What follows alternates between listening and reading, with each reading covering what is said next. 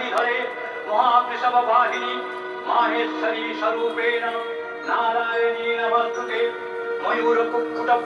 Hello বন্ধুরা, তো ফিরে আসলাম একটি নতুন ভিডিও নিয়ে। তো আজ আমি আপনাদের দেখাবো একটি সম্পূর্ণ আলাদা ধরনের ভিডিও। এটি আমার প্রথম কাজ, পুরো সর্বপ্রথম, আমি আগে কখনো করিনি। তো আমি আজ করছি একটি শাড়ির ওপর ডিজাইন। তো এই ডিজাইনটি হবে মধুবনী পেন্টিং। তো আমি সেই পেন্টিংটিই করছি।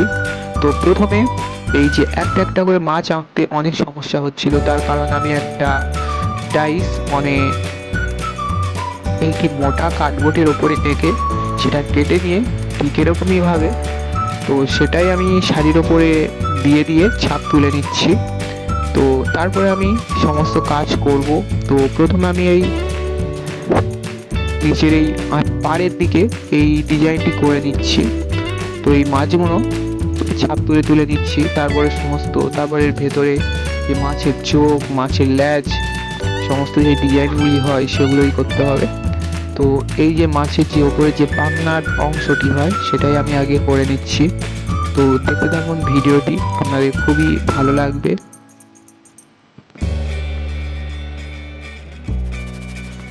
এই যে এবারে যে এই অংশটি, এটাই আমি করে নিয়েছি। তো তারপরে এর ভেতরে যে রং এবং আরও সমস্ত কিছু সেগুলো আপনাদের কাছে আমি শেয়ার করব। তো এটি প্রায় এগুলো হয়ে গেছে। তো আপনারা দেখতে পাচ্ছেন যে মাছের চোখ, মাছের যে ভেতরের যে অংশগুলি হয় সেগুলো প্রায় সব হয়ে গেছে। তো প্রথমে উড পেন্সিল দিয়ে করে নেওয়ার ফলে পরে রং করতে গিয়ে কোনো সমস্যা হবে না। তো এই যে হচ্ছে গিয়ে পুরো অংশটি। তো শাড়িটি প্রায় অনেকটাই বড়, প্রায় যে নর্মাল 12 হাত কাপড় হয় তার থেকে প্রায় 12 থেকে 13, 14, 15 হাত কাপড়ের মতোই বড়। তো এদিকেই রং আমি প্রায় করে ফেলেছি। তো আপনাদের দেখিয়ে দিই আমি এই শাড়িতে রংটি কিভাবে করছি। তো প্রথমে এই শাড়িটি করার ফলে, সম্পূর্ণ প্রথমবার করার ফলে আমার কাছে যে শাড়ি রং করা বা কোনো জিনিসপত্র নেই, তাই জন্য আমি এই একটি নিচে কাপড় দিয়ে তার উপরে ফেলেই করছি। তো এর ফলে অনেকটাই সমস্যা হচ্ছিল। তো আমি ধীরে ধীরে করছি। তো আপনারা দেখুন পুরো শাড়িটি কেমন হয়। এই শাড়িটি প্রায় আমার 1 সপ্তাহের ভেতরে দিয়ে দিতে হবে। তো এই কলকাগুলো বা ডিজাইন কলকা করিনি, কারণ এই শাড়িটির মূল উদ্দেশ্য হলো মধুবনী পেন্টিং। তো মধুবনী পেন্টিং সাধারণত মাছ, পাখি, গাছ এই সব ধরনের কিছু হয়। তো এখানে কলকা ডিজাইন এর কোনো কিছুই এর মধ্যে দেওয়া যাবে না। তো এই মধুবনী পেন্টিংয়ের শাড়ি প্রায় 21টির মতো অর্ডার আছে। তো সবগুলোই করতে হবে। তো আমি একা সব করবো না। তো আমরা অনেকজন মিলেই এই কাপড়গুলো অর্ডার নিয়েছি।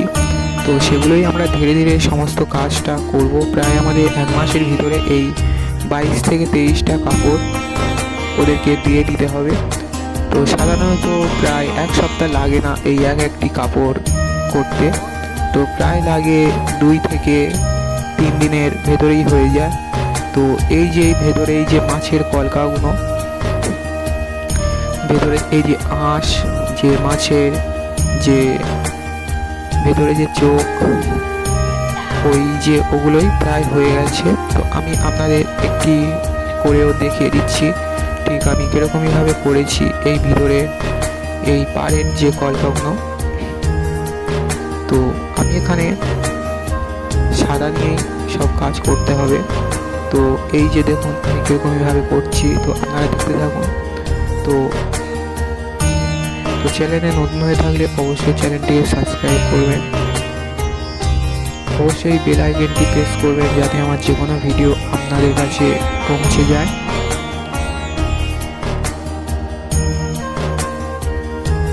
এই শাড়িটির একটি অসাধারণ বিষয় হলো এই শাড়িটি একদম ন্যাচারাল কালার দিয়ে তৈরি করা। তো সাধারণ একটি শাড়ি কেমিক্যাল কালার দিয়েই তৈরি হয়, তো এই শাড়িটি প্রায় হ্যান্ডমেড বা ন্যাচারাল কালার দিয়ে তৈরি করা। তো এই শাড়িটির একদম ডালিমের খোসা দিয়ে বানানো হয়েছে কালারটি। তো তাই এই কাস্টমারের প্রশ্ন যে একদম নোংরা বা একটু দাগ যেন না লাগে এই শাড়ির উপরে। তো তার সত্ত্বেও আমার কিছু কিছু জায়গায় কালার লেগে গিয়েছে বা নোংরাও হয়ে গিয়েছে, সেগুলো মেকআপ করতে হবে আমার এরকমই ধরনের কাজ দিয়ে। তো অবশ্যই ভিডিওটি দেখুন, আপনারা এই শাড়িটির বিষয়ে আপনারা ফুলভাবে জানতে পারবেন। তো আমি করছি, তো আপনারা দেখুন। তো আজ এই পর্যন্ত, তো দেখা হচ্ছে এই ভিডিওর পার্ট 2 নিয়ে। তো অবশ্যই কমেন্টে জানাবেন এই ভিডিওটি বা এই শাড়িটি কেমন হবে বা হচ্ছে। তো আপনারা চ্যানেলে আমি পরের ভিডিওটি আমি আপনাদের কাছে নিয়ে আসব। তো অবশ্যই কমেন্টে জানাবেন আমি এই শাড়ির ফুল ভিডিওটি আপনাদের কাছে নিয়ে আসবো কি না। তো অবশ্যই চ্যানেলটি সাবস্ক্রাইব করবেন। তো দেখা হচ্ছে পরের ভিডিওটি নিয়ে। তো টাটা।